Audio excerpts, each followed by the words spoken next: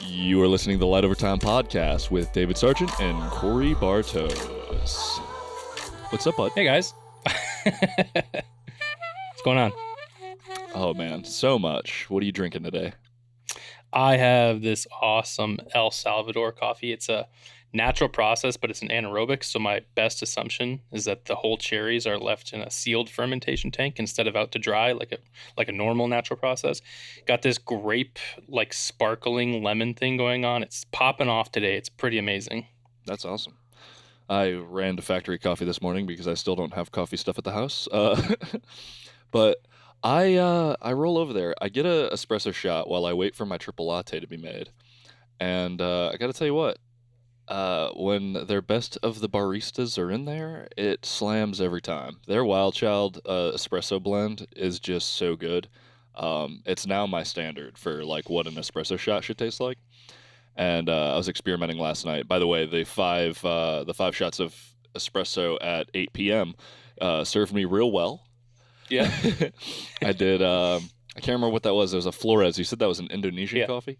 Yeah, it's a southern Indonesian island, but it's interesting because they don't wet hull, and most Indonesian coffee processing is wet hull, which I can explain that later, but it's just different. Yeah, for sure. And it was fine. I pulled a shot on its own, and it was good. My first shot, usually out of that Francis and Francis, is pretty bad. So I was surprised that I went, "Ooh, this is a very drinkable espresso." And then I mixed it with Factory Coffee's Banga, and then I think a coffee that was just kind of chilling, and it was good, but it was way too much caffeine. The best shot I pulled, I didn't tell you this yet, but my very last shot. I like tasted it and it was the best shot I had, and I used some oat milk to make an oat milk latte and absolutely ruined the shot because I can do like I can't remember if it's like Planet Almond or whatever that almond milk is. I can usually do good like steamed almond milk when it's that stuff, but if it's more like organic normal almond milk, it's usually that watery stuff, and it's so hard to make good like milk, and then you kind of heat it up and it just tastes meh. Anyway, I feel so guilty sometimes when I pull such a great shot and then I'm just actually craving a cortado or a latte and I feel like I'm ruining it. yeah, that's fair. We're gonna get into the espresso game pretty heavy. I rewatched a bunch of stuff, so I was dialing in. Yeah. The OXO is not great for 7 gram shots. That basket on the Francis and Francis wants a little finer, and it just can't get a little finer. Yeah. I found because I was trying to go for like a 25-second 18-gram shot, and I just couldn't get it slow enough. It was just too fast. It was like 25 grams or 30 grams in 25 seconds. It's pretty rough. I mean, I've had worse for sure, but yeah, you want to slow it down a little bit. For sure. Anyway, so today I have a couple of kind of topics, sort of. I'm kind of excited about, but the first order of business this week is asking you about your shoot, because you did your first shoot with the 50, and I guess your first real shoot with the 50, right? Yeah. And Yeah. it was an interesting little combo you had, and tell me about how that went. Sure. So to set the scene, I suppose, this is again with my contact for my visitors bureau here in Charlevoix, and we often do these just downtown shopping lifestyle type of photos, and that's what we did. We didn't use outside models. We just used a few of the people within the bureau, and I put the 50 millimeter on the A7 IV to basically give it the best chance, give the most detail, because otherwise it'd be on the A7C, which isn't a problem, but I wanted to put the 50 on the 4. And the A7C had the 20 mil on, so I had a shoulder sling for that, and just the Peak Design strap for the other. And it's the way I roll with the two bodies. And back when I was doing weddings and stuff with the Nikons, the 20 mil and the 50 mil were often the two lenses that I was rolling with, and it was heavy hitters for sure. And for this shoot, it's the same. I love going between 20 and 50. It's just the look, the perspective. I don't have to bounce too far. With the 85 and the 20, I'm often having to step back and forth pretty extremely, especially working within tight spaces. So having that 50 was nice. And then if you need to, you can bust into APS-C mode, and it's not an issue if you need to go a little tighter. I will say that my initial inspections for chromatic aberrations, I was probably a little bit too lenient. The shoot that I did was mixing a lot of indoor light with big natural light window light. So I was getting a lot of opportunity to inspect chromatic aberration. And it's I will say, a little more apparent than I first examined in my shoots for coffee stuff in my house. I don't have as much big natural light coming in as the stuff I was shooting for this shoot. So I got a better opportunity to look at all that. The files are still great. It is really sharp. Even at 1.4, what's in focus is super sharp, and I love it. So I was stopping down to 1.6 and 1.8, alleviating most of the CA issues. I was often shooting at 1.4 though, because it wasn't terrible. So that was good. I had a really good time. We did like 3 or 4 businesses. We spent about 45 minutes shooting, and then I returned their images real quick because I was very excited to see the files, and we did a good job. It was productive. Or I'm guessing like the deliverables for that are all probably just social media stuff, right? Yeah, and usually it is seasonal stuff that when we shoot it, it's often used the next year or leading up to the same season for the next year. So like 8 months out or so. Right on. Yeah, I was just curious. I've finally started to shoot the 35 and a little bit more in different scenarios, and realizing that there are a lot of moments where I wish it were a little tighter, and I like bringing back 15 megapixel APS-C files has been kind of a dog for me because I'm so used to getting 24. Um, and it's not a ton, but it's enough that like I have to reframe how I'm using the A7 IV versus the A7 R4. And this weekend was the first time that I experienced that. So uh, if I was just doing social stuff, I don't think I'd care. But a lot of the images that I was taking this weekend were things that I'd want to keep for a long time for myself. So uh, yeah, I mean, I still use 12 megapixels all the time for social, but that's interesting for sure because the 20 is often too wide for me, and I always at least crop a little when I was at it, right? Um, and it's nice because for me, the 20 on a shoot like that, especially because you have so many megapixels in the A7 IV, when you're just shooting 20, you don't really got to worry about making sure your camera is level. You just kind of, that's the frame. I know it's there, and your eyes are leveling it like how we naturally level. So I think if I was running 2 bodies on a shoot, I think 20 and 50 would be a little more advantageous than just say 135. Um, but yeah, that's dope. I figured there would still be some pretty extreme scenarios where the CA was bad. Like that's just going to happen. I'm sure if you did the same with even the Sony, it would still struggle. Like it's not perfect either, right? Um, Yeah, the 85 surely would have given me more in worse of it that I would see. I mean, I've shot with the 85s a lot since I yeah, got it, and I'm very familiar with its extremes at 1.8. The 50 at 1.4 is nowhere near those extremes. yeah, for sure. And yeah, I was saying like the benefit of like the 51.4 from Sony in that scenario probably wouldn't Oh, be that much better either. Like yeah, yeah. I thought once you meant you the 85. Sorry. no, yeah, I mean that would be a dog for sure. That's like its worst case scenario. But yeah, I don't suspect the Sony would have fared much better when you're in those big extremes, especially like a commercial window space where it's like a giant window and door, like, and then you're wide open, but even your foreground is still like dark-ish because that backlight Yeah, that's yeah, as bad as because it gets. we're moving from business to business. We're Yeah, popping in and out every 10 minutes or so, so I'm not using any lighting at all other than what's available in the store, and often that's not great. yeah. We're gonna get you in 2023 at some point doing flash because Uh-huh. that would have been bangers on that shoot. I Yep. competing with natural light and making my flash look like natural light has been one of my favorite things recently. But Yeah. that's cool. I'm glad the shoot went well. I'm glad the 50's rocking. It's Sigma, man. Even since the HSMs on the DSLR, they're just so sharp. So like if you can manage the CA in post or at least get it away from scenarios where it's going to be really bad, you're not Yeah. going to be sad about how sharp that is in the new motors that are in those lenses. So Absolutely. yeah, crushing it. That's dope. But yeah, I going back to just doing kind of the same this weekend, shooting some long range stuff with some guys, and really wishing I had a little tighter than the 35, but not being willing to bust out the 70 to 200, even though I took it. Um, I need a lens. This is on a 35 today with breathing comp on, and I'm not happy with how tight it is for this. So I really do need a wider lens, but for the stuff that I shoot more often, I'm leaning towards the 50 again. So we'll see what happens. Adorama still hasn't hit me back up, by the way. So What's going on? I know, yeah, right? they have my lenses. Like I already shipped Oh, them. yeah. So it's been over a week, right?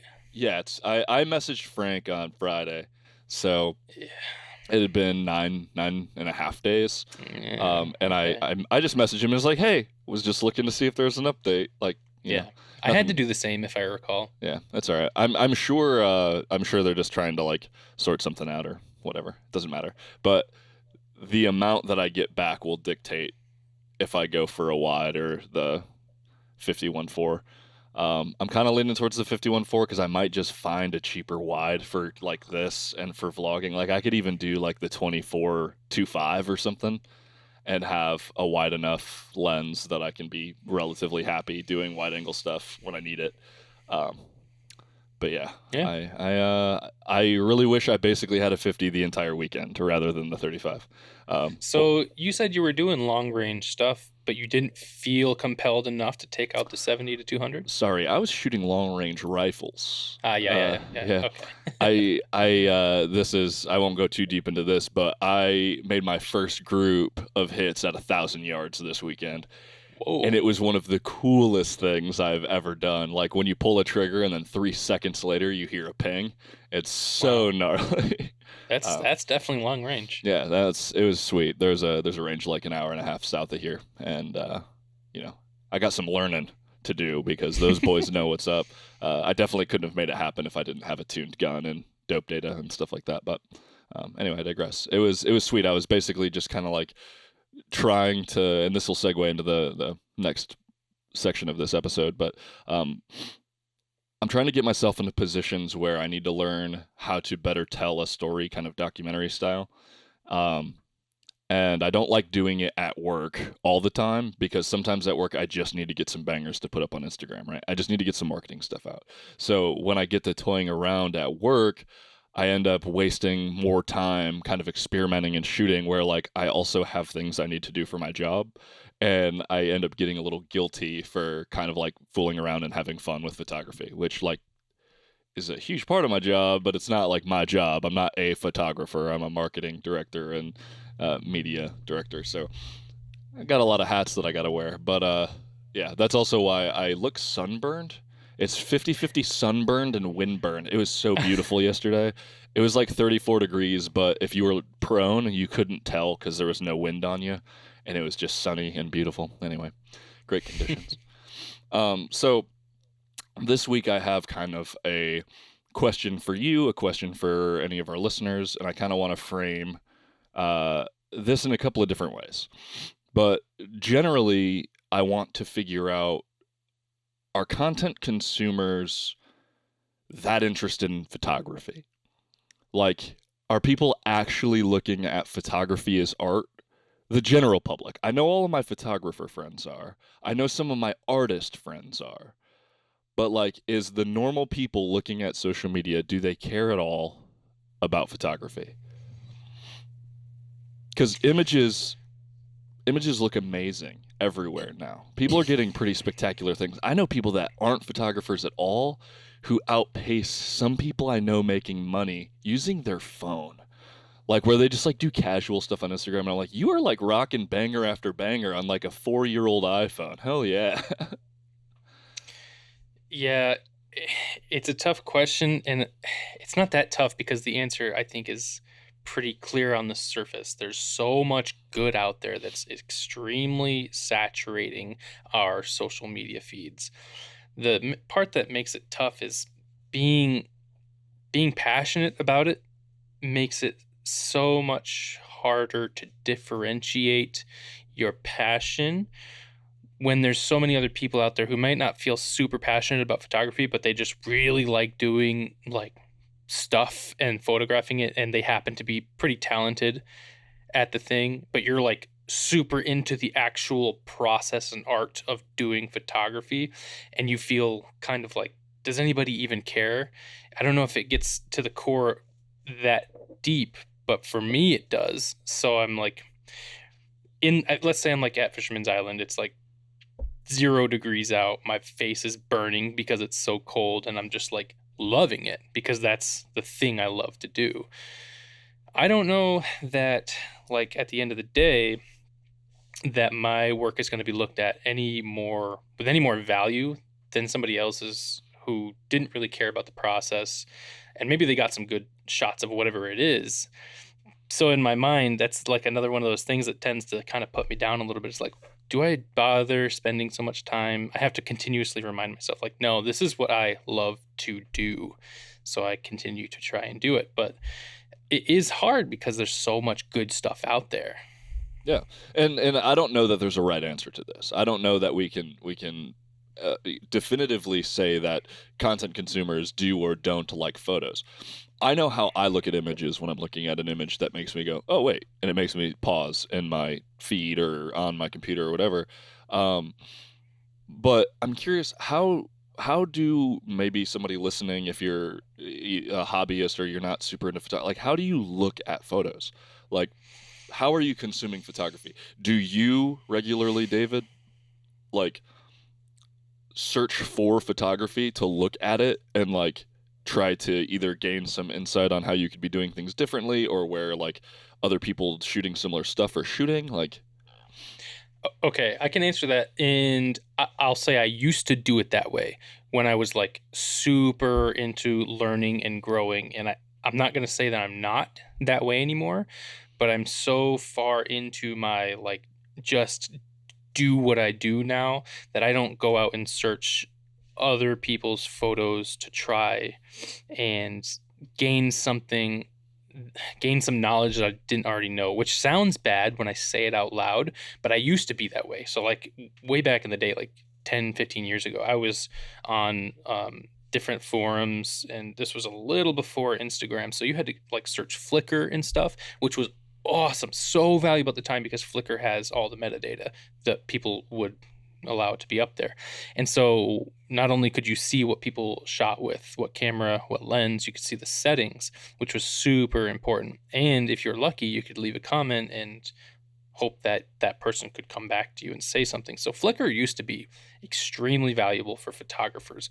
Now, as a photographer, yeah, I still do go out in search of photos that inspire me. That definitely is a thing. However, I'm finding more of that inspiration in video now today, of people who do photography but put it in video form for us to see the process, because that's the thing I like, right, is the process, and the final result is cool, but it's that passion for the process that really inspires me more these days than the actual result. So yes, I still go out in search of inspiration, but it tends to be more of a mix of photos and videos. yeah, I think I'd agree with that. Like, I definitely do that.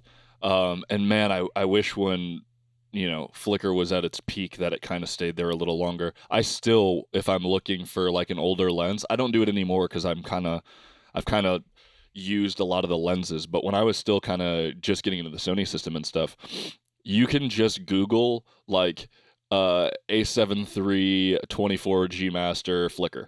And then you'll just like it'll be the first thing. You can click it and it'll just be a bunch of photos that are usually all the 24G master on that body, right?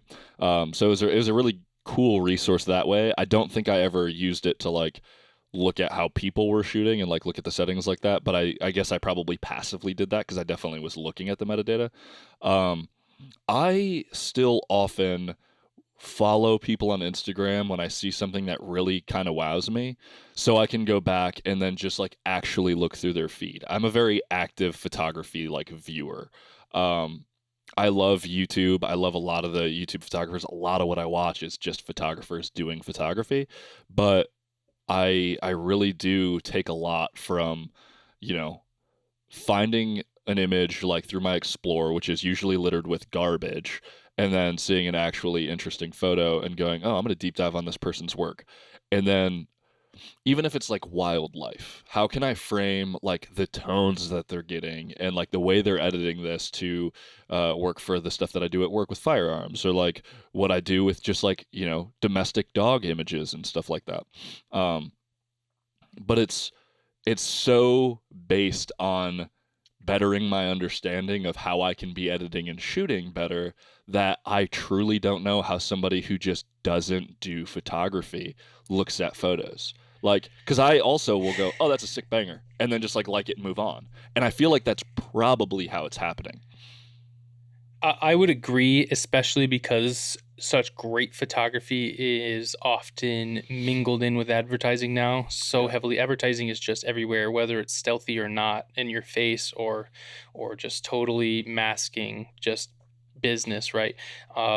And I was talking to another farmers market vendor just a couple of days ago about, if you're a maker of things and you're trying to be a business and sell anything, you have to be a good content creator now. Like, in if you were always a good content creator, it was always a help, but now you just must be the best content creator you can outside of the other thing you also do, because you're up against so much. Yeah. Yeah, and like, especially smaller businesses trying to make it, it's like I can't just hire a marketing or an agency or, all that stuff anymore. It's not easy. And then yeah, it's wild. This is kind of ongoing and I want to keep having this conversation, but it's it moves into this next component, which is I've been strongly, because I've said it a bunch on the episodes already that we've had, and this is only episode 8, but like thank you for being here. Uh, like how can we tell better stories using photography? And so I've been looking towards a lot of older documentary and reportage photography, and the reason I've been doing that is because my knowledge of photojournalism is so little. um, I can recognize often when I see a photo that is a very famous photojournalistic photo, because I've read and studied photography for, 8 years of my life. So I go, oh, I know exactly what that is a photo of. I don't know who shot it. I don't know its like true cultural impact. And I'm learning that a lot of my, I guess, like not tangential, but like peripheral knowledge of photography in general is a lot more shallow than I'd like it to be. And I think somewhere in that deeper understanding of like where photography came from, why it's important, and how people are now and have always been using it to tell stories is there's a secret gem in there that I'm trying to unlock to apply it to even marketing, or just like if I'm hanging out with my friends, how do I get a true beginning, middle, and end in 5 to 10 images to throw in a carousel that I can look back on? Because I look at my own images and my own Instagram stories year over year just for memories nowadays, I've been learning. And how do I do that in a way that without having words and describing to you, I can kind of walk you through something with photography, right? So I started with Matthew Brady, which Matthew Brady did like the Lincoln portrait that is on the $5 bill, right? But he also did dozens of other portraits of President Lincoln, bunch of wild old Civil War photos, and kind of like the would be grandfather of documentary photography in general, which is why I started there. And then I kind of jumped ahead a little bit because the art of photography always talks about Henry Cartier-Bresson, who is a French dude. I don't know a ton about his background, but I've seen a bunch of his work because it's kind of like where photojournalism kind of leveled up more or less, and he kind of made it such a stark art form, right? And there's there's some kind of thing that happens when I look at especially Henry Cartier-Bresson's images where I'm like, this is actually different and on a totally different level when it comes to like telling you some type of very emotional story in like a single image that I just can't place with how I'm shooting now or like what's going on, because he's a actual wizard.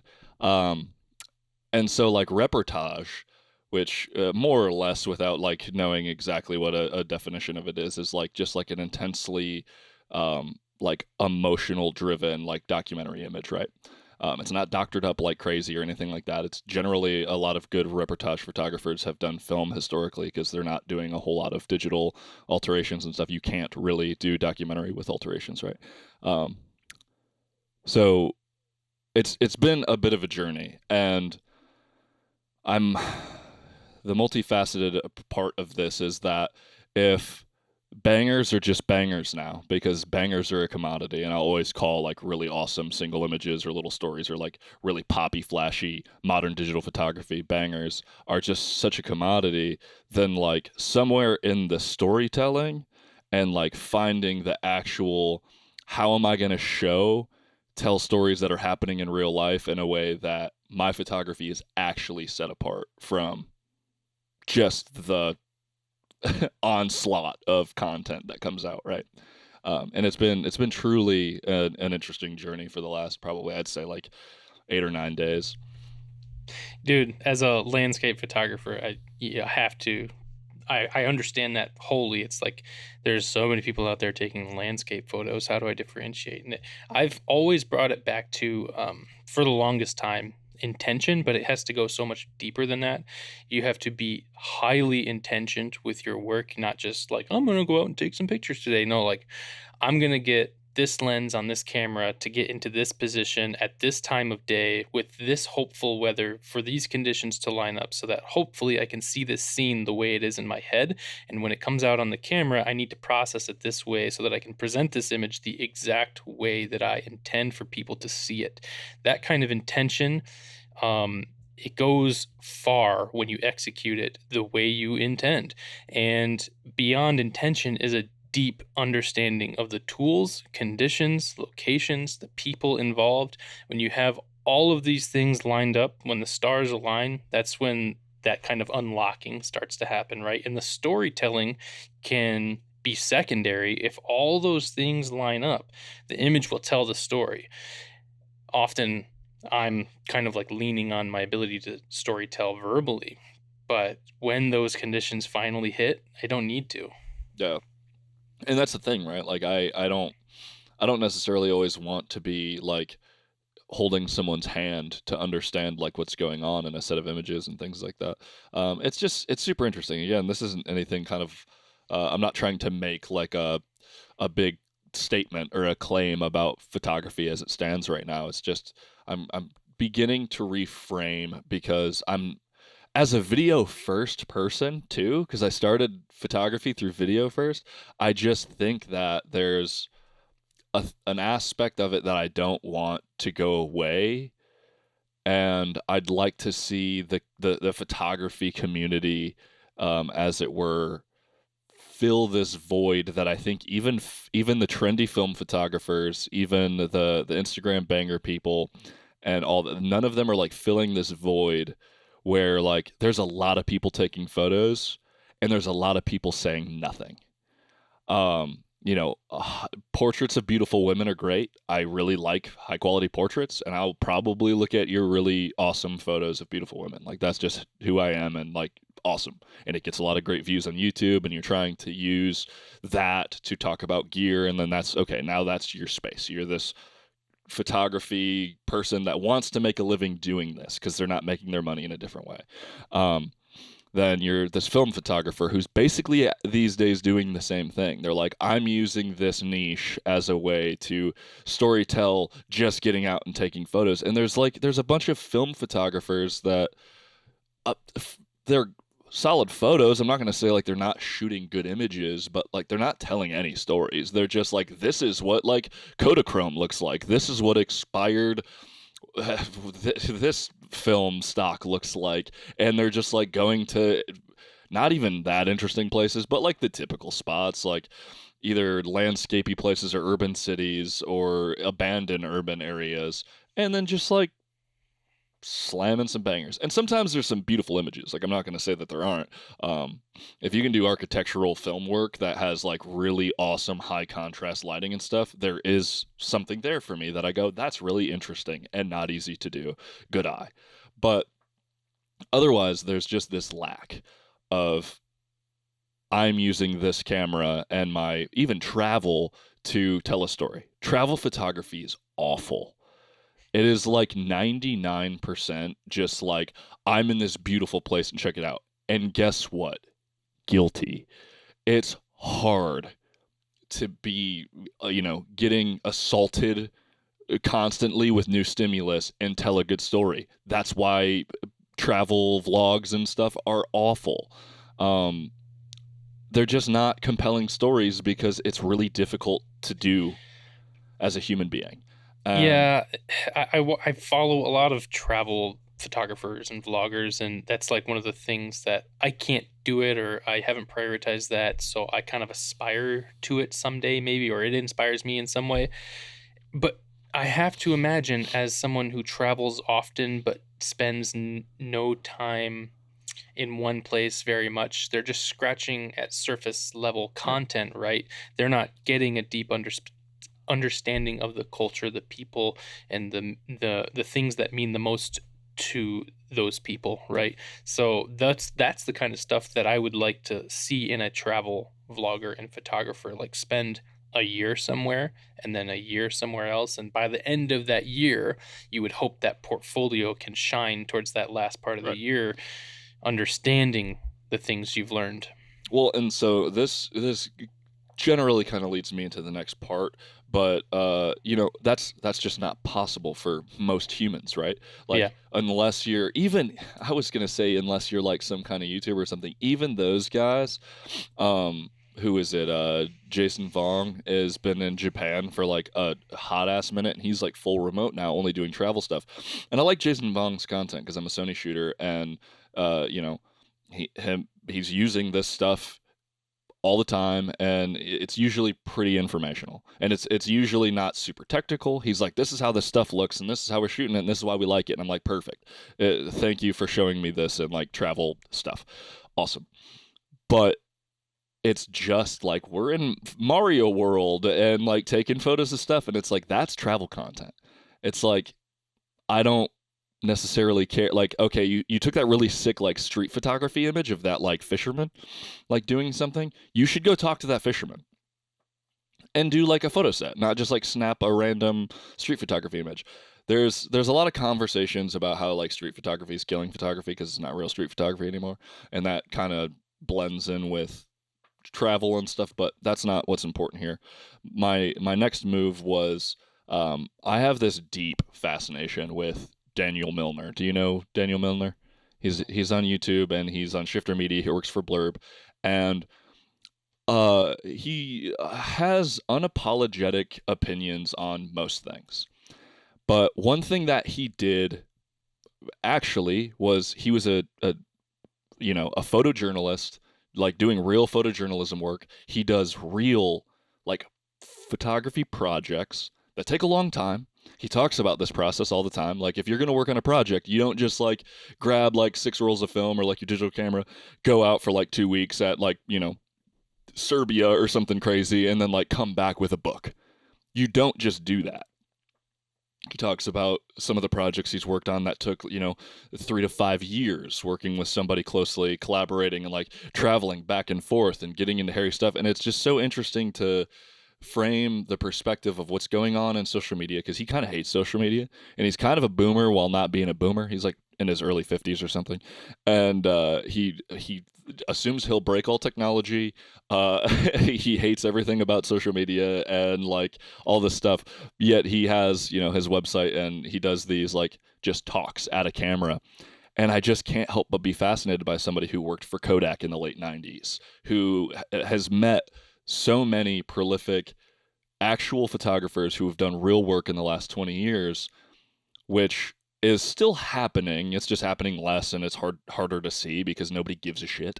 But like when you hear somebody talk about the deep passion for that storytelling and what like compels them to go shoot photography and tell these stories and then like print this stuff into a book and like make a journal of a travel experience or something like that. I just my entire brain is like galaxy brain. I'm like loving every bit of that.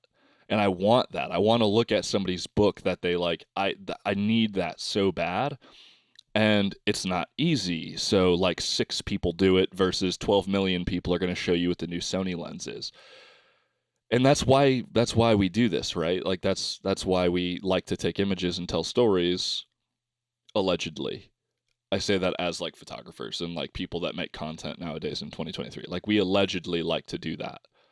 But a lot of it's just based off of I need a job and I would rather do that than I'd rather like take photos and like make content of stuff that I kind of enjoy than, work in a foundry or, work on a farm or be an engineer or whatever. And it's like I'm having an existential crisis, man. This whole thing has just been my swirling brain since I've started a salary and realized that like I now finally have the luxury of not being in the grind hustle of I have to make freelance content and make things for people.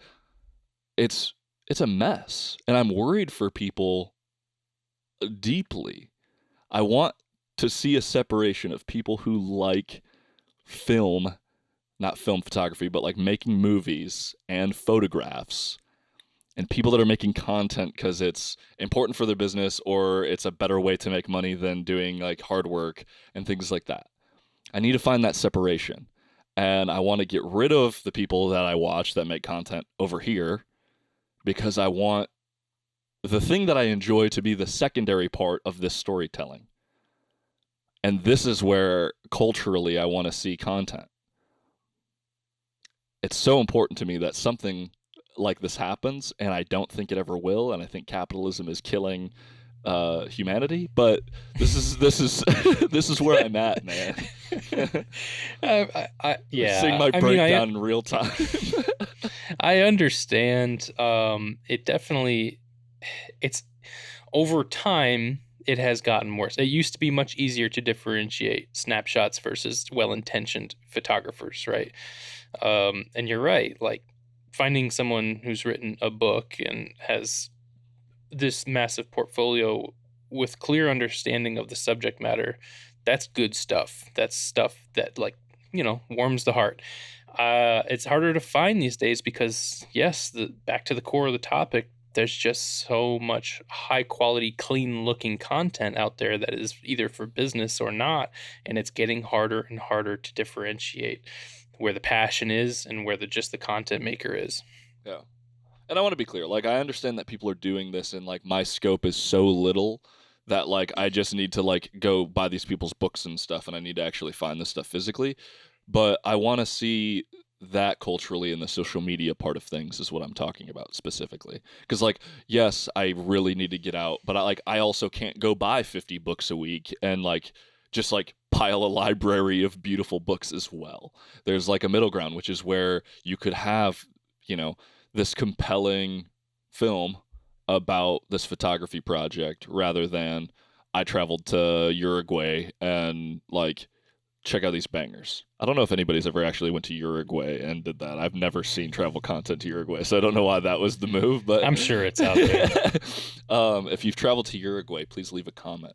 Or if you're Uruguayan, is that I don't know. Anyway, if you have like a deep love for like photography as an art form and as like a compelling storytelling device, check out Daniel Milner and tell me if he's just like a crazy jaded old photographer or if like some parts of his manic ranting and Q&As is valuable. I'm gonna put a video that he released recently in the show notes because he basically tells this story about King Kong, like the OG movie, or the OG movies, like the fifth one or something like that, and it circles back to photography and storytelling and stuff in these projects, and it kind of primed my current existential crisis, as it were. But yeah, it's interesting, and It is. I love it Yeah. so much. I just want If to you're- see good work. Yeah, I mean, if you're out there listening right now, like pondering about this, I would encourage you to go out and look for large format film photographers who are shooting and putting their stuff on social media. There are trendy people leaking into that a little bit, but the large format film photographer community is a hardworking bunch of photographers who just sweat for the work and they love to do it. I follow Ben Horn and a bunch of the people that kind of swirl around him in the community. He's out in like the Southwest for like Arizona, New Mexico. He goes to a bunch of national parks all the time, and he makes like annual trips. And I've been watching his YouTube channel for a while. And with his work, he goes to the same places year after year to get like the deepest understanding of like the climate, the local ecology, how to get around, and photographs with large format film and drum scans. So he's getting like super high resolution work done of this area, but it's not just bangers, right? It just can't be, because this work is, it's just too much effort. And his passion is so high and he's so driven for this kind of stuff. So if you want to see more people like that, just look around for the people who are doing large format film photography. Yeah, and that works really well in like landscape space, right? Like, Yeah, you're but right. but Yeah. that's I think there's still a decent amount of pretty awesome wilderness and landscape photographers that I see, because like you're not just doing really high end wilderness work and like not earning it, right? Like that's not Yeah. how that kind of photography works. But if we're talking about telling stories about people, that's Journalistic stuff. that's kind of where I'm at. And even it doesn't even have to be like strictly documentary, but like just like cool images of your boy like hanging his feet off a building or whatever is less compelling than like what were you all doing in Hong Kong, right? Like Yeah, you've got to find the people who are up and coming in that space, like the best journalists getting like the access that you could never imagine to the people doing some incredible things that you don't know about yet, because they're the one to tell that story, yeah, right? yeah. So you don't find them until they're ready to be found. Yeah. Well, I mean, yeah, and it doesn't have to be strictly like, news documentary, but like, No, but but it yeah. can be exposés on anybody doing Yeah. anything. I mean, I had the most recent close to me work that just like murders me. And so many people have done a project like this because it's so deeply connected to their soul, right? Is and it's one of my biggest fears in life. Uh I have a buddy, maybe I won't name him, but his mother passed away a handful of years ago. And some of his film work in her last days is like, I'm actually like feeling emotional saying this, so I'm gonna take a second. But uh like that stuff, to document that through his eye, more or less his lens, is so bananas.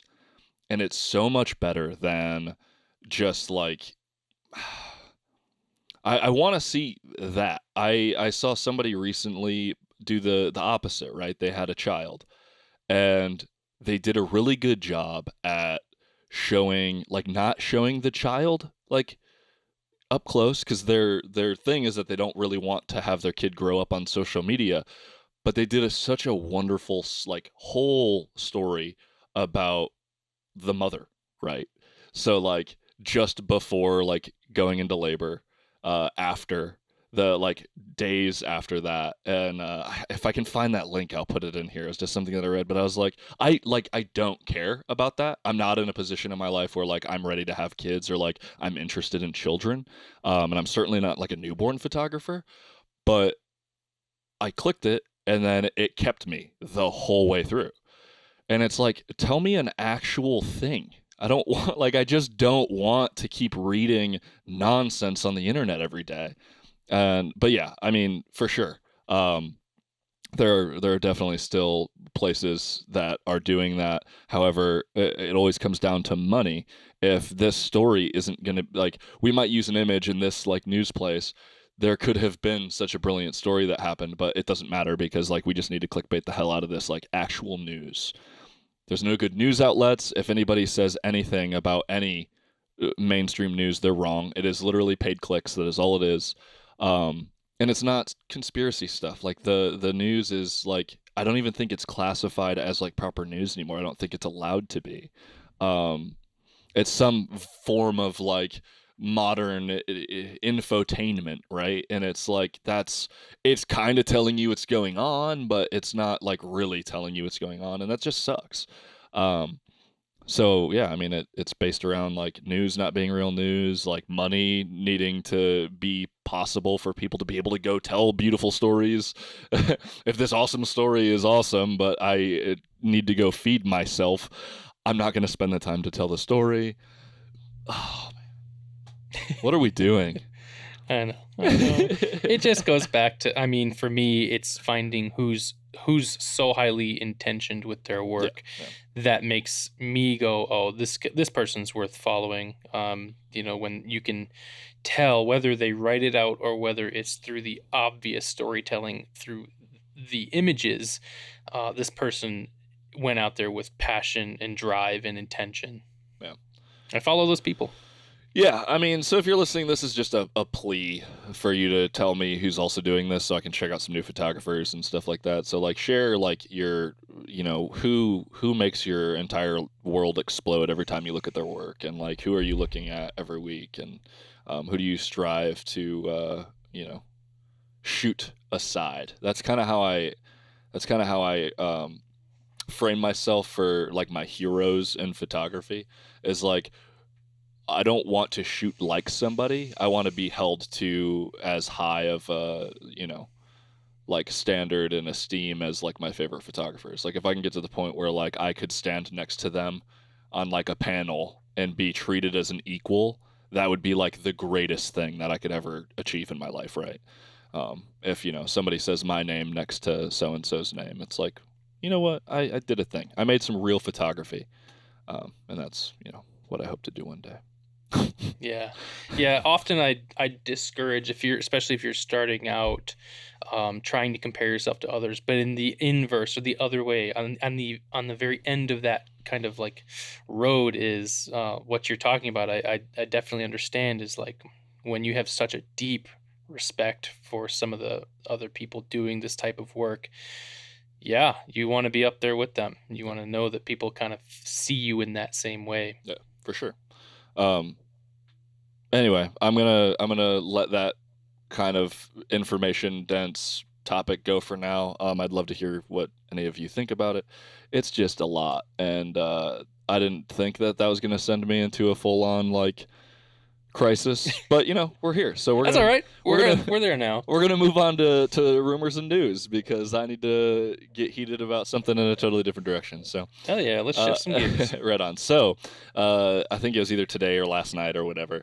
Sony Alpha Rumors states that tomorrow. This is I hate leaking. I'm gonna tell you a rumor later. I think it's silly, but he's got to get his clicks, and I appreciate what he does. Yeah. So the full name of the full frame ZV and its specs are supposed to leak tomorrow. It's supposed to be announced March 29th. I guess like fixed lens, like high end cameras is a thing. Obviously Leicas and the X100V, which we've talked about in great length, and all of this stuff. What do they bring that good compact interchangeable lens cameras don't? Is it just avoidance of like the paralysis of choice, or I think that gets close to it, and I think that may be part of it. I know for me, I actually tend to feel inspired. It's almost like a challenge, right? To say, oh, I'm going to go out and only use this lens. And sometimes I just get stuff I never would have thought to get, but I can't imagine locking myself into like a $2,000 system that way. It doesn't appeal to me. Yeah, like I guess I just don't get it, because I can have one camera, and cameras are relatively small. Sony's especially are relatively small. I like the size of their body. I think it's just big enough to not be mad that it's small, and just small enough that I can pack it away. I can grab just my 35 all day long, and that's basically all I've been shooting on for the last couple of weeks anyway. And that's doing the thing. I have a 35 mil full frame.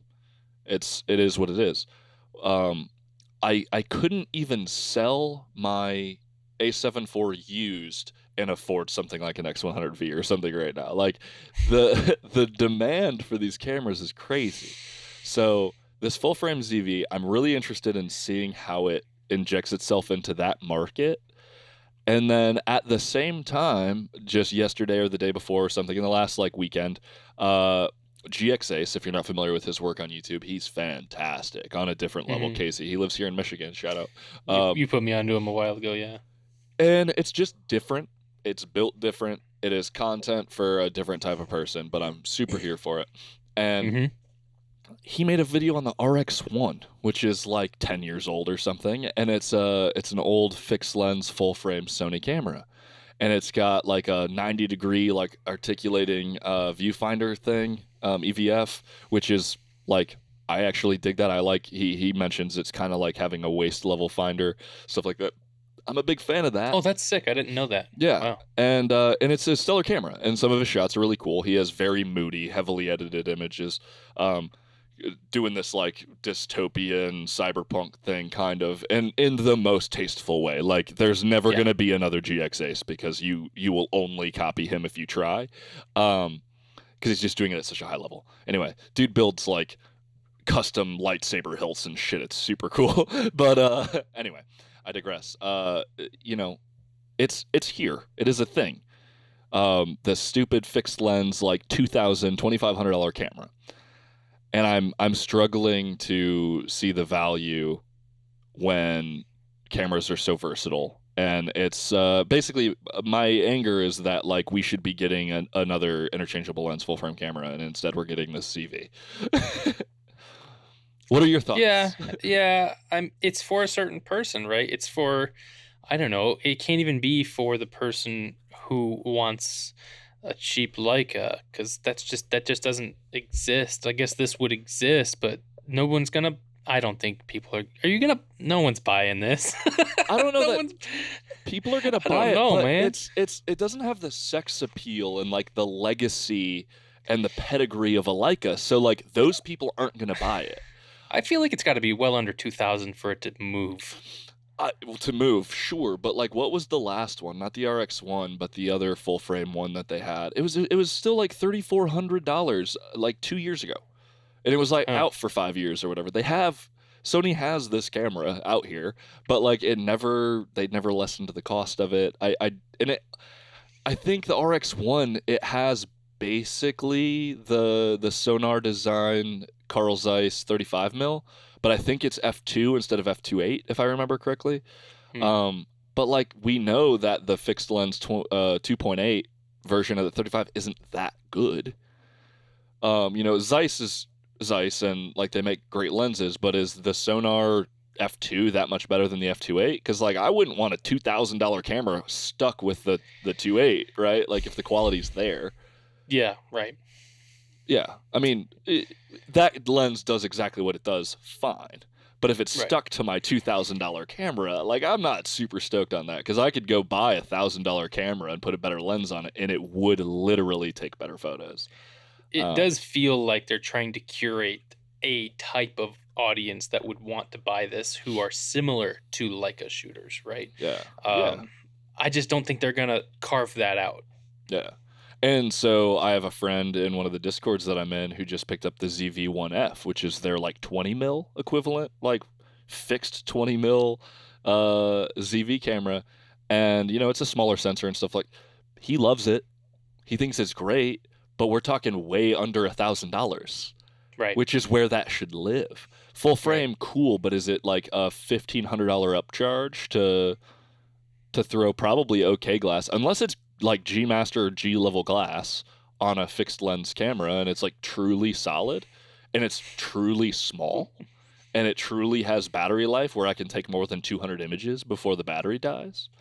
I don't know. Maybe they'll prove me wrong completely. You're asking for too much now. That's what I'm saying. Like, but am I asking for too much if I think this thing's like $2,500? Right. No, Right.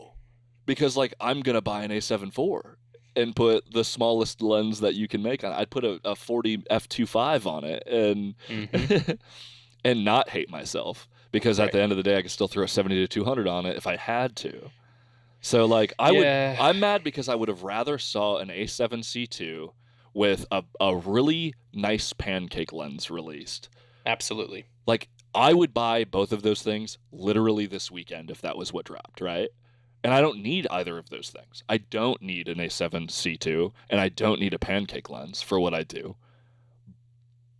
But But there's appeal. that would be the thing in this space where I want a compact camera system. That would be what would happen as a Sony shooter. I've Mhm. flirted for the last 2 or 3 years with getting a ZV-1 or a ZV E10 or whatever it is. Um, Mhm. and yeah, I want a compact camera. I know I want that, but I don't want that many compromises. So That is maybe a big one. they just blow this out of the water, and for some reason it's such a cool little camera, and maybe it just like slays. Because I'm already fine with the color science. I don't need to go Fuji. I like I said before, I flirted and it was cool and I really liked it, but it didn't feel like a Sony, and that's where I'm at right now. Is I use them because I like the tool. Um, so yeah, I don't know. It's interesting, I and I don't know what to expect because the last few full frame releases have been pretty exciting, I would say, from Sony. The A7 IV, A7R5, to follow in the A7R5's footsteps with the next full frame camera, no matter what, unless they're trying to establish a brand new line of cameras, which this may be. It may be a one off. We don't know. yeah. I I think everyone has some sort of high expectation of quality, of usability and functionality out of this thing. It's got to have its place. So we'll see. Yeah, for sure. I mean, yeah, I think a proper point and shoot sized camera that's full frame for some reason, like if you do that, cool. Like I'm actually really interested. But I don't, man, if it's even slightly close to an A7C size, why would I ever care? Hard. Very difficult for me to care. But they're, maybe they cram it with like the autofocus from the A7R5, and it's like all of this stuff, and it's like an $1,800 camera, and it's just everything that people would love to just put in a purse or a bag in a fanny pack or whatever, and be dope. Maybe they kick into this trend and it really really nails it. Yeah. We'll see. Yeah, we'd like to see that. Yeah. Um, that said, I haven't. So I'm on 1.11 firmware on my 7.4, and I have the old Sony Imaging Edge, and uh, I used the transfer, edited some RAWs this weekend again. Really loving that workflow right now. Sometimes it still kicks me off, and I have to go back into it really quick to get my photos. So Oh, interesting. it's not perfect. Like the first time I go into it, it'll be like sorry, and then I click right back into it. It takes like a second, and it's Huh. good to go. But the process is cool. I signed up for the new one and like put my camera in. I got like the free 25 gigs of cloud storage or whatever that I'm never going to Yeah. use, and I'm waiting to upgrade my firmware and do all of that. But if they iron that out, and this is a small full frame camera, and like that ecosystem starts to work with the cloud and the creator thing, and I can basically very quickly put Instagram photos up, like if this camera leads that technology to be better so I can use it on my A7 IV and my future Sony cameras, then like let's go and let's see where this goes. I'm hoping that's where the technology that this camera allows us to move to goes. Cuz like That's we've talked about it before, get away from me with an Android running camera.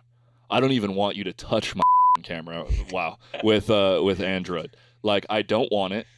Like it's not going to be, I don't want apps on that thing. I don't want to be able to hack my camera or whatever. I want that battery to run as long as it possibly can and have as least amount of bloatware as possible.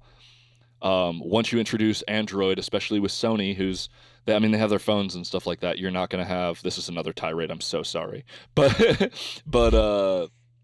once you get into the operating system that has more functionality like that, that's where there's more bugs. That's where like I try to go shoot a photo and my freaking camera freezes all of a sudden or something crazy. Miss me with that. However, building out the ecosystem to use your phone in conjunction with your camera really well, I'm all for. And I think that's the move. I do not want you to put Android on my camera. I will fight Tony Northrup into the end of the earth on this exact thing. It doesn't matter. But yeah, it's super important yeah. to me that we get that ecosystem ironed out if that's where they want to move us with cloud storage and stuff. There was a time where I really entertained that idea and I thought there's possibility in that, but I absolutely understand from a professional standpoint, you don't want to take those risks. You don't want to be in a clouded area of reliability with your $2,000 or $3,000 system where you're supposed to be on point at any second of the day with content creation, right? However, I have to agree with you now with what you're saying about what this camera could be, this newer lightweight, whatever system type of fixed lens camera. If this integrates with the newer image, what is it, the creators app or whatever it's called, Yeah. very, very well. Maybe it has like a super lightweight, super fast transferring speeds type of thing. Because that's my thing right now is like, it's nice to shoot the RAWs over to my phone. It kind of takes a minute, but if this works out super well and is just kind of like this flawless experience of take nice photos with this tiny camera, go anywhere with it, moves to your phone super fast, edit on your phone, move it straight to Instagram. If that's a super fluid experience and they market that hard, then it would sell. Yeah. At $2,000, it would probably sell. Yeah. At $2,200, it would probably sell. And I still probably wouldn't want it. However, I am for it if it's the arbiter of that innovation that I'm looking for, because you need you need the technology to support the innovation, and that's Most perfect. definitely. I'm super into it. But again, a lot of speculation, a lot of There's a back lot. and forth. There's a lot of ifs there. Yeah, we're talking about a lot of things, and maybe one day some random homie at Sony listens to my manic tirades and goes, maybe this guy's got something. I found this stupid little podcast. We should probably listen to this guy's thing. Maybe it'll I'm putting that energy out there, manifesting all that, crystals and I respect that. whatever you need anyway. But yeah, and then with the, tirade about full frame Sony cameras, apparently we're starting to hear A7S4 rumors. I saw one thing pop up, yeah. And it's nothing definitive, but I do want to say that the speculation is exactly where my speculation was, which was a 6K sensor that has no cropped, oversampled 4K and really high dynamic range, which will, again, if you can get 6K raw to that thing and you can do like all that stuff, it's going to be great and people are going to like it. A 6K sensor, it's going to be a way more expensive camera than even the A7S III was. But once you get to that higher, hopefully faster readout on, 20 to 24 to 26 megapixel full frame Sony sensor, then you get to the point where all the cameras I have are just the S series Sonys. And I no longer really need a high megapixel, like a high megapixel, and I just have very fast cameras that do what I need. Basically, if the A1 or the A9 1 and 2 gave you S-Log and things and were as fast as they were, which they kind of crippled just so they'd be photo cameras, I like the speed. And I want the readout. I want to be able to not have, wibble wobbles and all that. So it's interesting. Absolutely. Yeah. Yeah.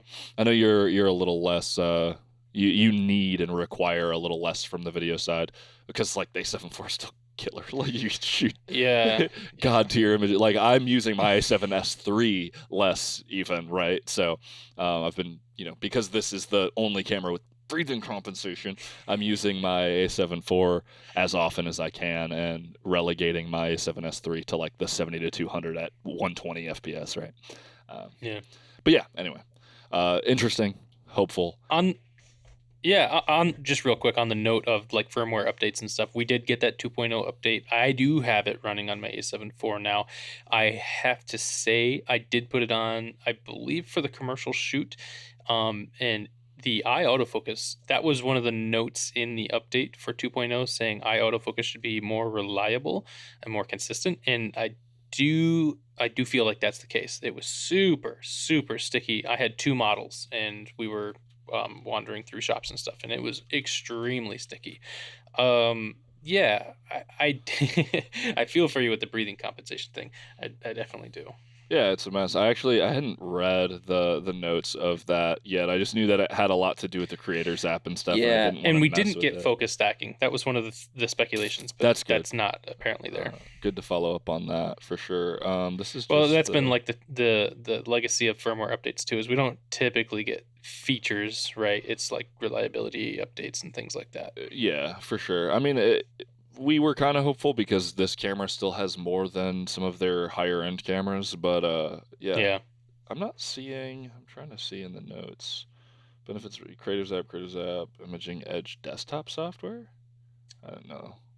Are you looking Hopefully- at the 2.0 update notes? Yeah. It's buried in there. Yeah. Okay, right on. I haven't tried doing the wireless webcam stuff though, but if it improves operational stability of using Wireless this as a webcam. not wireless webcam, sorry, the webcam wired, Oh. that'd be great. So I'm getting a heat warning on my A7 IV because it's hot. Yeah. It's hot in my room. We're over an hour. The last thing I want to say before this probably cuts off is the ever elusive high-end Sony APS-C camera rumors are back and apparently going to drop one before summer. I don't know that I care anymore about APS-C. I think Sigma has even talked about the decline of demand. Yeah. And maybe the demand is because the 6600 is a little long in the tooth now, and they're not really getting the benefits of the like A7 IV technology and stuff like that.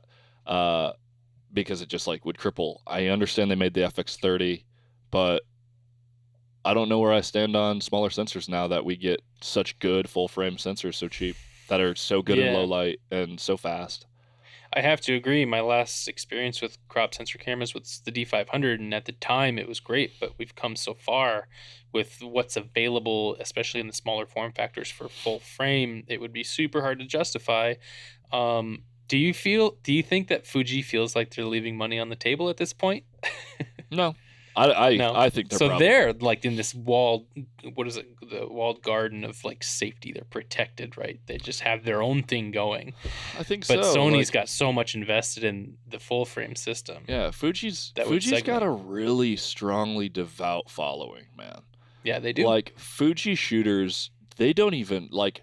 You even talk about full frame and they're like, that's cute, I just use a better lens. A lot of them, like, they really don't care about fast lenses. Like, and I'm in a Discord with, like, I'm like the Sony pariah amongst a sea of Fuji guys who are just, like, seething about it. And they're just like, Fuji's everything that's good about photography. And I'm like, damn, man, like, I love Fuji, go off, but yeah, y'all scare me. Yeah. And again, and I've said before, I'm not like I'm camera system agnostic, right? So if Canon were to make the camera that I'd sell all these today, even my 7200. I don't care. So maybe Fuji and Fuji users don't feel like they're leaving money on the table. Yeah. Do you think Fuji is leaving money on the table? Not at all. No, because if I wanted something better than what Fuji's offering at APS-C, I'd go to their GFX line because I'd have the money for it. And I think their medium format stuff is wicked cool. I do too. It's so good. Yeah. So like, and it's got a whole lot of room to grow with like the processing needed for that type of photography. There will probably be a day when the other big camera companies go, I think it's time we got to get these bigger sensors. Man, I've been thinking about that for a long time. And Fuji will be like, ha! We got 10 years on y'all. Sorry. Right. And it feels like if this conversation feels like the conversations I used to have in 2012 when we saw like the A7. Yeah. Like, oh, whoa, full frame mirrorless. What is this new thing? Dude, I think Fuji the GFX is like 100, in that spot. The GFX 100 came out years ago now. And it was a 100 megapixel medium format digital sensor that shot 4K video. Yeah. It was so cool. Even if it's not that usable, that was incredible. Like, go watch Philip Bloom's video on that camera and go, okay, I kind of want one of these.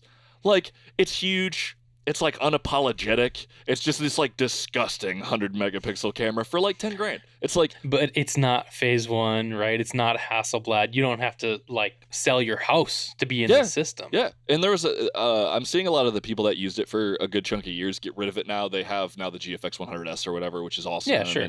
And they've got their system better. But like, I'd love to see what that next version looks like. I love the huge 1DX style, like, vertical grip body that's like, again, it's a 100 megapixel photo camera with a large sensor that shot 4K video. Bananas. Give me like old medium format glass on an adapter on that thing and just make images that you don't even know how the hell I did it. It's cool. Right. Like, that's sweet. Anyway, man. Yeah, I brought you way off topic there. Sorry. It's fine. I'm so into it. I'm on a bender today. So again, I'm gonna keep begging y'all to talk to us. This has been a great episode. Thanks for listening to me go crazy, David. For sure, anytime. Yeah, drop us some comments. Share this with some friends who might like to listen to the manic tirades of a person actually losing their mind. Maybe you have a psychologist friend who would like to watch these and evaluate me and then reach out.